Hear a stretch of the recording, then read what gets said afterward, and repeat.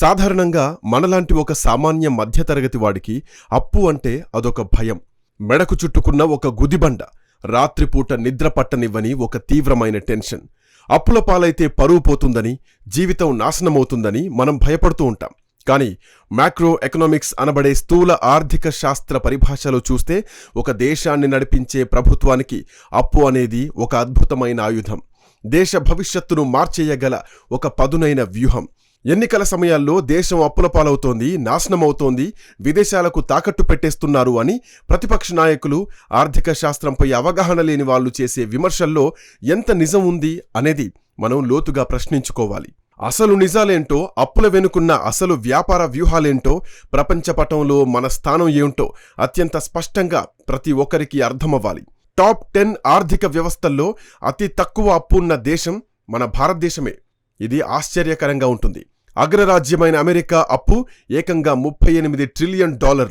1 trillion అంటే అక్షరాల 1,00,000 కోట్లు.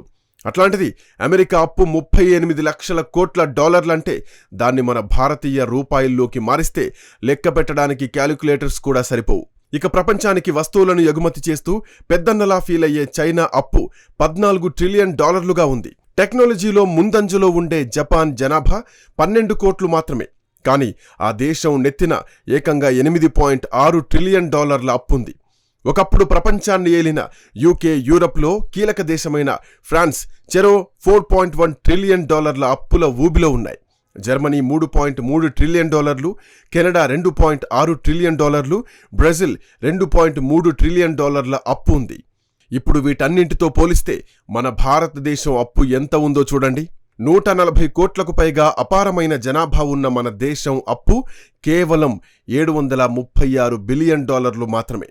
అంటే ఇక్కడ మనం గమనించాల్సిన అత్యంత కీలకమైన విషయం ఏంటంటే, మిగతా అగ్రరాజ్యాలన్నీ ట్రిలియన్ల అప్పుల్లో కూరుకుపోయుంటే భారతదేశం ఇంకా బిలియన్ల స్థానంలోనే ఉంది.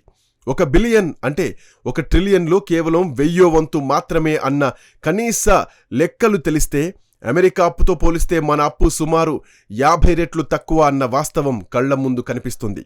కాబట్టి మన దేశానికి చాలా ఎక్కువ అప్పుంది, మనం అప్పుల్లో మునిగిపోతున్నాం అనుకోవడం వాస్తవాల దృష్ట్యా ఏమాత్రం సరైన ఆలోచన కాదు.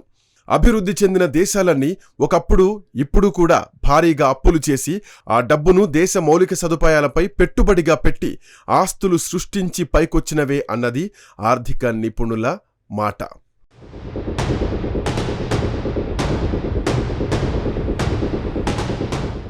మరి గడిచిన దశాబ్ద కాలంగా ప్రధాని నరేంద్ర మోదీ నాయకత్వంలో భారత ప్రభుత్వం ఈ అప్పుగా తెచ్చిన నిధులను ఎలా వాడుతోంది? ఎకనామిక్ మాస్టర్ ప్లాన్ అంటే ఏమిటి అనేది విశ్లేషిస్తే అనేక ఆసక్తికరమైన అంశాలు వెలుగులోకొస్తాయి. గతంలో చాలా ప్రభుత్వాలు ఎన్నికల్లో గెలవడం కోసం, ఓట్ల రాజకీయాల కోసం అప్పులు తెచ్చి ఉచిత పథకాలకు, సబ్సిడీలకు విచ్చలవిడిగా ఖర్చు చేసేవి. దీనివల్ల దేశం అప్పుల పాలయ్యేది. కానీ ఒక్క శాశ్వత ఆస్తి కూడా తయారయ్యేది కాదు. కానీ మోదీ ప్రభుత్వ ఎకనామిక్ స్ట్రాటజీలో వచ్చిన అతిపెద్ద ప్రధాన మార్పు మూలధన వ్యయం, అంటే క్యాపిటల్ ఎక్స్పెండిచర్. అప్పుగా తెచ్చిన ప్రతి పైసాను ఆస్తుల సృష్టికే వాడాలన్నది ఈ ప్రభుత్వ కఠినమైన విధానం. ఈ విధానం వల్లనే దేశంలో ఒక మౌలిక సదుపాయాల విప్లవం జరుగుతోంది. గత 10 ఏళ్లలో భారతదేశంలో రికార్డు స్థాయిలో నిర్మించినన్ని జాతీయ రహదారులు, ఎక్స్ప్రెస్ వేలు గత 70 ఏళ్లలో కూడా నిర్మించబడలేదు. దశాబ్దాలుగా కునారిల్లుతున్న రైల్వేల ఆధునీకరణ కోసం వందే భారత్ ఎక్స్ప్రెస్ రైల్లో ప్రవేశపెట్టడం, వేలాది రైల్వే స్టేషన్లను ఎయిర్పోర్టుల తరహాలో నవీకరించడం, పారిశ్రామిక ఉత్పత్తుల కోసం ప్రత్యేకంగా డెడికేటెడ్ ఫ్రైట్ కారిడార్లు నిర్మించడం అన్నీ ఈ మూలధన వ్యయం నిధులతోనే సాధ్యమవుతున్నాయి. ఇది కేవలం రోడ్లు, రైళ్లకు మాత్రమే పరిమితం కాలేదు. డిజిటల్ ఇండియా డెవలప్మెంట్ కింద దేశంలోని ప్రతి మారుమూల గ్రామానికి ఆప్టికల్ ఫైబర్ నెట్వర్క్ ద్వారా బ్రాడ్బ్యాండ్ ఇంటర్నెట్ చేర్చడం వెనుక భారీ పెట్టుబడులున్నాయి. ఈ డిజిటల్ మౌలిక సదుపాయాల వల్లే యూపీఐ ఈరోజు ప్రపంచంలోనే నెంబర్ 1 పేమెంట్ సిస్టమ్గా ఎదిగి రికార్డులు సృష్టిస్తోంది. అలాగే రక్షణ రంగంలో ఆయుధాలను విదేశాల నుంచి వేల కోట్లు పోసి కొనుగోలు చేసే పాత స్థాయి నుంచి make in India, Atmanirbhar Bharat స్ఫూర్తితో దేశంలోనే స్వయంగా తయారు చేసి ఇతర దేశాలకు ఎగుమతి చేసే స్థాయికి భారత ప్రభుత్వం పెట్టుబడులు పెడుతోంది. అంటే పరోక్షంగా మోదీ సర్కార్ తెస్తున్న అప్పు గాలిలో అదృశ్యమైపోవడం లేదు. అది దేశం నలుమూలల కాంక్రీట్ రోడ్లుగా, ప్రపంచ స్థాయి విమానాశ్రయాలుగా, భారీ విద్యుత్ ప్లాంట్లుగా ప్రతి భారతీయుడి కళ్ల ముందే సాక్ష్యంగా కనిపిస్తోంది. ఇది రాబోయే 50 ఏళ్లకు భారతదేశాన్ని ఒక తిరుగులేని ఎకనామిక్ సూపర్ పవర్గా నిలబెట్టే ఒక బలమైన పునాదనే చెప్పాలి.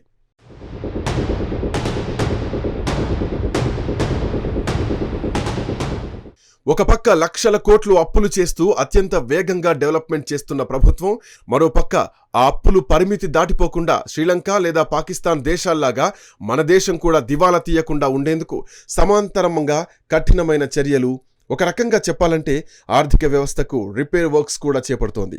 అందులో మొదటిది, అలాగే అత్యంత ముఖ్యమైనది పన్నుల వసూళ్లను రికార్డు స్థాయిలో పెంచడం. గతంలో 130 కోట్ల జనాభా ఉన్న దేశంలో కొద్ది లక్షల మంది మాత్రమే నిజాయితీగా పన్నులు కట్టేవారు. ఈ సమస్యను రూపుమాపడానికి మోదీ ప్రభుత్వం అనేక రాజకీయ విమర్శల్ని సైతం లెక్క చేయకుండా జీఎస్టీని తీసుకురావడం ద్వారా దేశమంతటా ఒకే పన్ను విధానాన్ని, ఒకే మార్కెట్ను సృష్టించింది. చివరగా భారతదేశం చేస్తున్న అప్పు నిజంగా సురక్షితమైందేనా, మనం భయపడాల్సిన అవసరం ఏమైనా ఉందా అనే విషయాన్ని పరిశీలిస్తే మనం అస్సలు భయపడాల్సిన పని లేదు. ఎందుకంటే ఒక దేశం తీసుకున్న అప్పుల్లో ప్రధానంగా 2 రకాలుంటాయి. ఒకటి ఇంటర్నల్ డెబ్ట్ అంటే దేశీయ అప్పు, రెండోది ఎక్స్టర్నల్ డెబ్ట్ అంటే విదేశీ అప్పు. మన పొరుగున ఉన్న పాకిస్తాన్ గానీ లేదా ఆర్థికంగా కుప్పకూలినటువంటి శ్రీలంక లాంటి దేశాలు ఎందుకు నాశనం అయ్యాయంటే వాళ్ళు చేసిన తప్పులు వేరు. వాళ్ళు తమ మౌలిక సదుపాయాల కోసం తీసుకున్న అప్పులన్నీ విదేశాల దగ్గర, అంటే అప్పుల ఊబిలో దించే చైనా దగ్గరో లేదా ప్రపంచ బ్యాంక్ దగ్గరో వడ్డీలకు, అది కూడా డాలర్ల రూపంలో తీసుకున్నవి.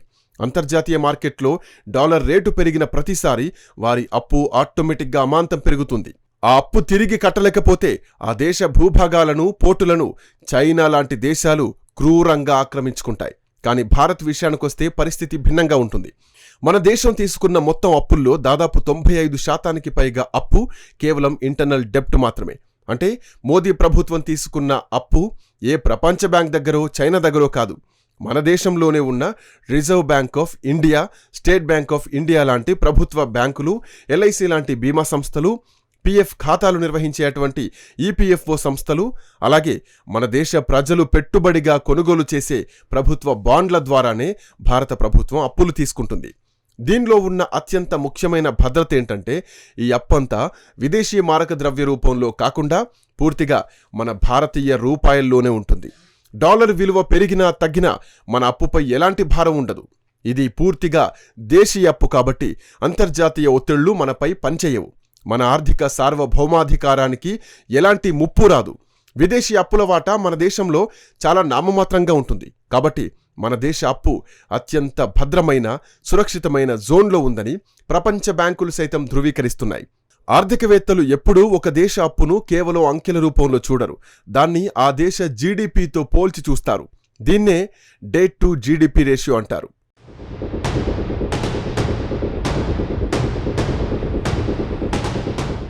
మన దేశ జీడీపీ పెరిగే కొద్దీ మన అప్పుల భారం ఆటోమేటిక్గా చిన్నదిగా, సులభంగా చెల్లించగలిగేదిగా ఉంది. ఒక్క మాటలో చెప్పాలంటే నరేంద్ర మోదీ ప్రభుత్వం చేస్తున్న ఈ అప్పు అనేది దేశానికి పట్టిన వ్యాధి ఎంత మాత్రం కాదు, అదొక ఎదుగుతున్న యవ్వన ఆర్థిక వ్యవస్థ. అవును, కండలు పెంచుకోవడానికి తీసుకుంటున్న బలమైన హై ప్రోటీన్ డైట్ లాంటిది. దాన్ని సరైన రోడ్లు, పోర్టులు, డిజిటల్ నెట్వర్క్లనే కఠినమైన మౌలిక సదుపాయాల వ్యాయామంతో కరిగించి దేశాన్ని శక్తివంతమైన $5 ట్రిలియన్ ఎకానమీగా నిలబెట్టి భవిష్యత్ తరాలకు బంగారు బాటలు వేయడమే ప్రస్తుతం ప్రభుత్వ వ్యూహం. కాబట్టి మిగతా దేశాలతో పోలిస్తే భారతదేశానికి 736 బిలియన్ల అప్పు అనేది ఒక బలహీనత కాదు, అదొక పగడ్బందీ వ్యూహాత్మక అడుగు.